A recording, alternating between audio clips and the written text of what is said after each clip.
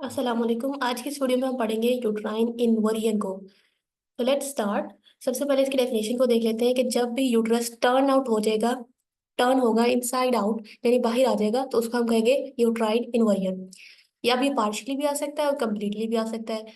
Uterine inversion हम इसको भी कहते हैं कि फोल्डिंग हो जाना फंडस का यूट्राइन कैविटी के अंदर, डिग्रीज वेरिंग डिग्रीज के अकॉर्डिंग। अब हम आगे इसको देख लेते हैं क्या है इसका।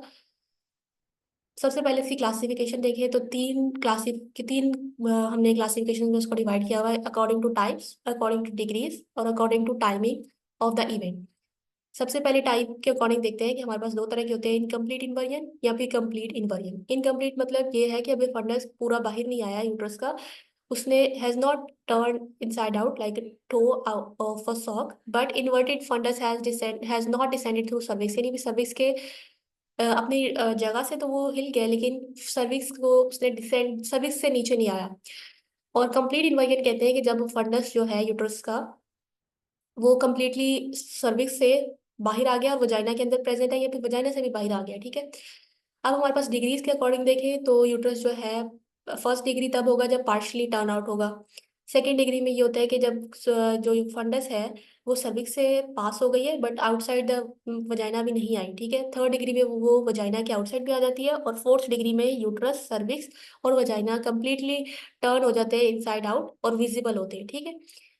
इसके अलावा ये हमारे पास यूनिवर्सली है, उन्होंने यूनिवर्सली इसको जस्ट 3 डिग्रीज में डिवाइड किया हुआ है। First degree is incomplete inversion, second में complete inversion in the vagina, और जो थर्ड में मतलब कंप्लीट इन्वर्जन हो रहा है आउटसाइड द वजाइना। तो ये हमारे पास पिक्चर्स हैं जिसमें दिखाया गया है कि जो फर्स्ट डिग्री है उसमें हमारे पास अभी सर्विक्स को उसने सर्विक्स तक आया हुआ है।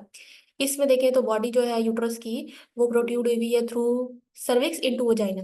अब इस वाली पिक्चर में थर्ड डिग्री में आउटसाइड द वल्वा जो है वो आ गया। ठीक है। इसको इन्वर्जन हो गई है मतलब। अब देखते हैं नेक्स्ट हमारे पास है, ये हमारे पास मजीद पिक्चर्स दिखाई हुई फर्स्ट डिग्री, सेकंड डिग्री और थर्ड डिग्री की। अब according to timing of event, acute हम कहेंगे अगर विद इन 24 आवर्स की डिलीवरी के बाद अगर हमारे पास इन्वर्जन हो जाती है यूट्रस की, then that is called acute. Subacute ये होगी जब हमारे पास 24 आवर्स के दरमियान, और मतलब 4 हफ्तों तक जो है ना 24 आवर्स और 4 हफ्तों के दरमियान में अगर इन्वर्जन होगी तो उसको कहेंगे सब एक्यूट। और अगर 4 हफ्तों के बाद या फिर नॉन प्रेग्नेंट स्टेज में होगी तो उसको कहेंगे क्रोनिक। अब इसके कॉजेज क्या है कि एक तो हमारे पास एक्सेसिव कॉर्ड की ट्रैक्शन की जाए, खासतौर पर जब विद एन अनसेपरेटेड प्लेसेंटा, अभी प्लेसेंटा सेपरेट ही हुआ और एक्सेसिव कॉर्ड की ट्रैक्शन हुई है, या फिर फंडस के ऊपर बहुत ज्यादा किसी ने प्रेशर अप्लाई किया है, और specially when the uterus is poorly contracted, जब कॉन्ट्रैक्शन पूरा प्रॉपरली अभी यूट्रस ने कॉन्ट्रैक्ट नहीं किया था और किसी ने एक्सेसिव फंडल प्रेशर अप्लाई किया, तो उसको कहेंगे कि ये भी यूट्रस इन्वर्जन कॉज कर सकता है। प्लेसेंटा एक्रेटा, इसके अलावा कंजेनिटल प्रीडिस्पोजिशन भी हो सकती है, और हमारे पास ऐसा भी हो सकता है कि फंडल इम्प्लांटेशन हो गई है प्लेसेंटा की। इधर स्पॉन्टेनियस और आइट्रोजेनिक कॉजेज, अब इसको मजीद एक्सप्लेन करेगा। स्पॉन्टेनियस जो है 40% होते हैं, जिसमें या तो अम्लाइकल कॉर्ड हमारे पास शॉर्ट होगी या फिर वो रैप हुई होगी अराउंड द फिटल बॉडी, इसकी वजह से इन्वर्जन हो सकती है। ठीक है। अब हमारे पास दूसरा है sudden rise in intra abdominal pressure due to, अगर अचानक उसका इंट्रा एब्डोमिनल प्रेशर बढ़ जाए मतलब मदर की वॉमिटिंग या कफिंग की वजह से। इसके अलावा हमारे पास कनेक्टिव टिश्यू डिसऑर्डर भी हो सकता है, जिसमें एग्जाम्पल है मार्फन सिंड्रोम की। आइट्रोजेनिक में आ जाता है कि अगर जब हमारे पास डिलीवरी का थर्ड स्टेज होता है, उसको कहते हैं हमारे पास थर्ड स्टेज ऑफ लेबर, उसके दौरान अगर कॉर्ड को पुल करें, अम्बिलिकल कॉर्ड को पुल करें, और अभी यूट्रस जो है वो एटोनिक मतलब ये पूरा प्रॉपरली वो कॉन्ट्रैक्ट नहीं हुआ और आपने कॉर्ड को पुल किया है, तो जिसकी वजह से हमारे पास इन्वर्जन हो सकती है। इसके अलावा क्रिएट्स एक्सप्रेशन ये है कि यूट्रस अभी रिलैक्स था, और फॉल्टी टेक्निक में ये है कि मैनुअल रिमूवल किया जाए प्लेसेंटा का, while separating retained placenta from the wall, a portion may be attached and as the placenta is withdrawn the fundus is also withdrawn। ये मतलब डिलीवरी के बाद जो है प्लेसेंटा को विड्रॉ किया जा रहा था और उसकी वजह से जो है फंडस भी साथ ही बाहर आ गई। फिर हमारे पास है साइन एंड सिम्टम्स, हेमरेजेस हो सकते हैं हमारे पास, पेशेंट को थर्ड स्टेज में स्वेयर एब्डोमिनल पेन होगी। इसके अलावा हाइपोटेंशन होगी और ब्रेडिकार्डिया होगा, शॉक में चली जाएगी पेशेंट। इसके अलावा यूट्राइन फंडस जो है जब आप एब्डोमिनल एग्जामिनेशन करोगे तो आपको पालपेट नहीं कर सकोगे, और मैस फील होगा वजाइना के अंदर on vaginal examination. Sudden cardiovascular collapse होगा, लंप वजाइना में फील होगा, एब्डोमिनल टेंडरनेस होगी, और हमारे पास यूट्राइन फंडस जो है वो पाल्पेट नहीं होगी, मतलब आप जब एब्डोमिनल एग्जामिनेशन करोगे तो आप देखोगे कि वहाँ पे एब्सेंट है, मतलब कुछ फील ही नहीं होगा आपको। फिर हमारे पास डायग्नोस आप अकॉर्डिंग टू मतलब साइन एंड सिम्टम्स ही करोगे कि ये एलिजिबिलिटी फीचर्स के अकॉर्डिंग देखोगे कि ब्लीडिंग हो गई है तो जिसकी वजह से पेशेंट बहुत ज़्यादा हेमरेजिक शॉक में जाएगी। जब आप पाल्पेट करोगे तो जो है लोअर यूट्राइन सेगमेंट जो है वहाँ पे इनकम्प्लीट होगा और वजाइना में कंप्लीट इन्वर्जन आपको फील होगा in case of complete inversion. तो हमारे पास इसके अलावा हम यूट्राइन मैनुअल एग्जामिनेशन की तरफ से भी देख सकते हैं, मतलब यूट्रस का जब हम मैनुअल एग्जामिनेशन करेंगे तो भी आपको पता लग जाएगा कि हमारे पास ये हो गया है, इन्वर्जन हो चुका है। अब इसके दो मेथड्स हैं मैनेजमेंट के, एक तो मैनुअल है और दूसरा हम सोलिवियंस मेथड देखेंगे। मैनुअल में ये होता है कि जो पार्ट हुआ वो यूट्रस का लास्ट में इन्वर्ट हुआ है, आपने उसको रिप्लेस करना है फर्स्ट। ओके, तो इसमें हमारे पास ये है कि हमने डिले नहीं करना होता ट्रीटमेंट का। अगर आप डिले करेंगे तो मोर्टेलिटी इंक्रीज होगी और आपको और ज़्यादा नंबर ऑफ स्टेप्स लेने पड़ेंगे।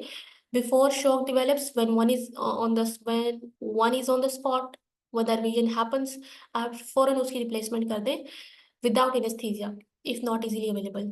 प्रिंसिपल यही है इसका कि the part of uterus which has come down last, जो सबसे एंड में मतलब कम डाउन आया है बाहर, आपने उसको पहले डालना है।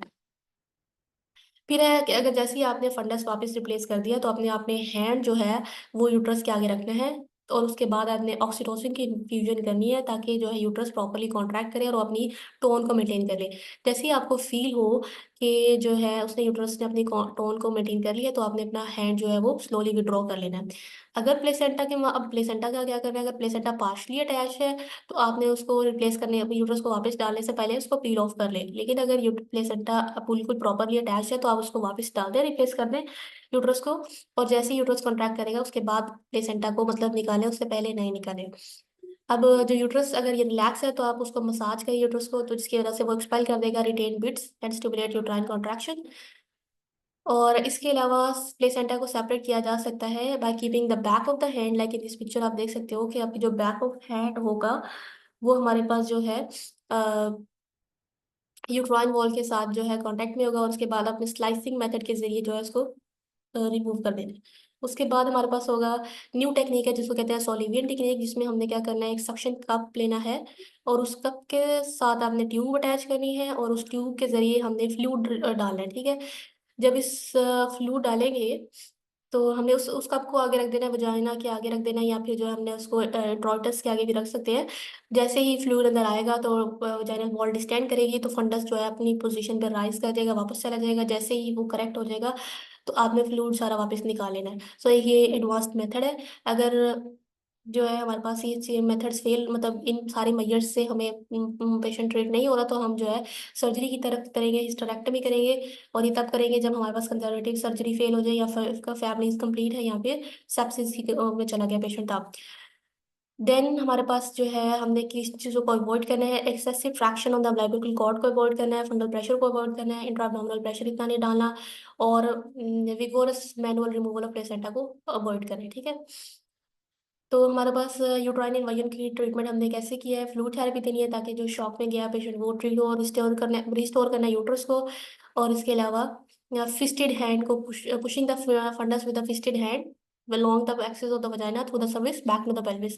सो इस तरह ये इस डायग्राम में हमने देखे तो जब इस डायग्राम में देखो ये फिस्ट बनाई हुई है हैंड की, तो इसके जरिए हमने उसको रिप्लेस वापस पुश करना है। ठीक है, इसके अलावा if failed terbutaline MgS4 and general anaesthesia देके लेप्रोटमी कर देंगे। Prevention, do not employ any method to expel the placenta when the uterus is relaxed. जब यूट्रस रिलैक्स हो तो आपने कोई भी ऐसा मेथड नहीं करना जैसे यूट्रस प्लेसेंटा को रिमूव करने के लिए। The patient should not be instructed to change her position.